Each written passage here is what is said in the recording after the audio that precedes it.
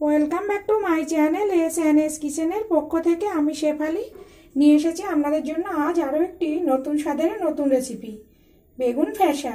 তো বেগুন ফ্যাসার জন্য এখানে কিছু উপকরণ নিয়েছি, উপকরণগুলো দেখে নেওয়া যাক। আছে ফ্যাসা মাছ আমি পরিষ্কার করে কেটে ধুয়ে জল ঝরিয়ে নিয়েছি একটা বেগুনটা একটু এরকম সাইজ করে কেটে নিয়েছি। আছে একটা আলু, টমেটো, সাদা কালো সর্ষে মিশিয়ে নিয়েছি, আছে পেঁয়াজ, আছে জিরে, আছে কাঁচা লঙ্কা, আরও অন্যান্য উপকরণও আছে। আমার আরও নিত্য নতুন রেসিপি পেতে আমার চ্যানেলটিকে সাবস্ক্রাইব করুন আর পাশে থাকা বেল আইকনটিকে অল করে রাখুন, যাতে সবার প্রথমে আমার নোটিফিকেশান আপনার কাছে পৌঁছে যায় আর আপনি অতি সহজেই আমার রেসিপি দেখে নিতে পারেন। দেখুন, সবার প্রথমে আমি মাছটা লবণ আর হলুদ মাখিয়ে নেব। প্লিজ ভিডিওটি দেখা শুরুতে একটা লাইক দিয়েই ভিডিওটা দেখা শুরু করুন। একটা লাইক আমার জন্য অনেক উপকারে আসবে। তো ভালোভাবে মাছটা আমি লবণ হলুদ মাখিয়ে 10 থেকে 15 মিনিট রেখে দেব।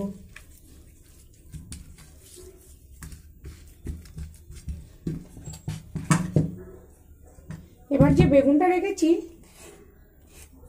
বেগুনটা অল্প একটু হলুদ আর লবণ মাখিয়ে রাখবো।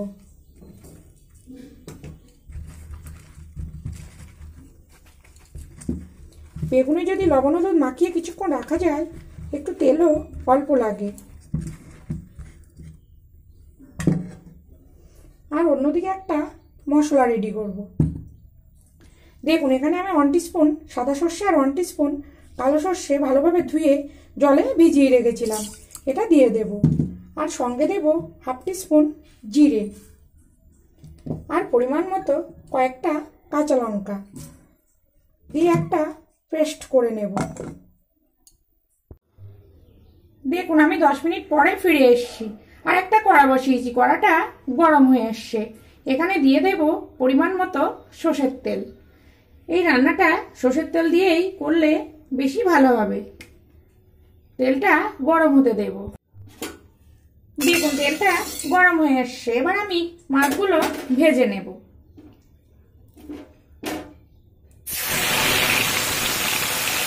মাছগুলো অনেকটা বড় সাইজ, তার জন্য আমি দুটো করে ভেজে নেব। দেখুন, মাছটা আমি উল্টে পাল্টে ভেজে নিয়েছি। এবার তুলে নিয়ে বাকি মাছটা ভেজে নেব। দেখুন, একটু লাল করে কিন্তু ভেজেছি, কেননা আমি এটা বেগুন আলু দিয়ে করব। যদি আপনারা ঝাল করেন তাহলে কিন্তু এই মাছটা সবসময় অল্প করেই ভেজে নিতে হবে।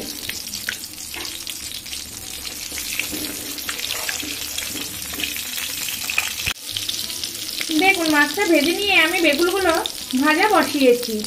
মিডিয়াম ফ্লেম করে বেগুনগুলো উল্টে পাল্টে লাল করে ভেজে নেব। দেখুন, বেগুনগুলো আমি উল্টে পাল্টে লাল লাল করে ভেজে নিয়েছি। এবার আমি তুলে নেব, নিয়ে বাকি বেগুনগুলো একইভাবে ভেজে নেব। দেখুন, অন্যদিকে বেগুনগুলো ভাজা হচ্ছে আর আমি যে মশলাটা করেছি, মশলাটা একটু জল দিয়ে ছেঁকে নেব। ছেঁকে নিলে কি অনেক সময় সর্ষেটা গ্যাস হয়, এই গ্যাসটা হয় না।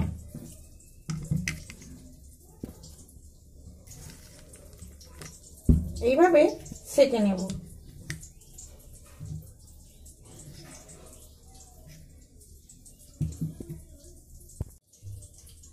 দেখুন, ছেঁকে নিয়েছি আর সর্ষের যে খোসা, লঙ্কার খোসা, এগুলো আমি ফেলে দেব।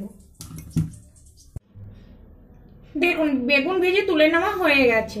এবার এই একই তেলের মধ্যে ফোড়নে দেব কালো জিরে আর 2 চেরা কাঁচা লঙ্কা দিয়ে একটু নাড়াচাড়া করে এখানে আমি যে পেঁয়াজটা রেখেছি কুচিয়ে, পেঁয়াজটা দিয়ে দেব, দিয়ে একটু ভাজা করে নেব। দেখুন, পেঁয়াজটা হাফ ভাজা হয়েছে, ফুল কিন্তু ভাজবো না। এবার এখানে আমি দিয়ে দেব কেটে রাখা আলু।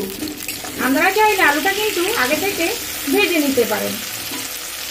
আর দিয়ে দেব পরিমাণ মতো হলুদ আর পরিমাণ মতো লবণ দিয়ে মিডিয়াম ফ্লেম করে আলুটা একটু ভেজে নরম করে নেব।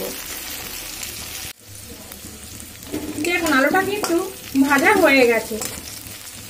এবার এখানে কেটে রাখা টমেটোটা দিয়ে দেব, দিয়ে অল্প একটু নাড়াচাড়া করে, তবে লক্ষ্য রাখবেন পেঁয়াজটা যেন পুড়ে না যায়।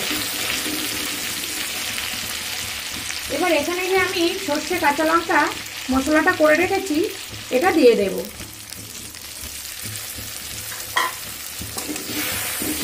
সঙ্গে আরেকটু জলও অ্যাড করব, দিয়ে ঢাকা দিয়ে রান্নাটা হতে দেব। দেখুন 5 মিনিট মতো ঢাকা দিয়ে আমি মিডিয়াম ফ্লেম করে রান্নাটা করে নিয়েছি। এবার দিয়ে দেব ভেজে রাখা মাছ। তবে এই মাছ দিয়ে কিন্তু খুব বেশি সময় ফোটানো যাবে না। আর ওপর থেকে যে ভেজে রাখা বেগুনগুলো রেখেছি ভেজে, সেই বেগুনগুলো দিয়ে দেব। মাঝে আমি লবণটা একটু দেখে নিয়েছি। আর দিয়ে দেব চেরা কাঁচা লঙ্কা,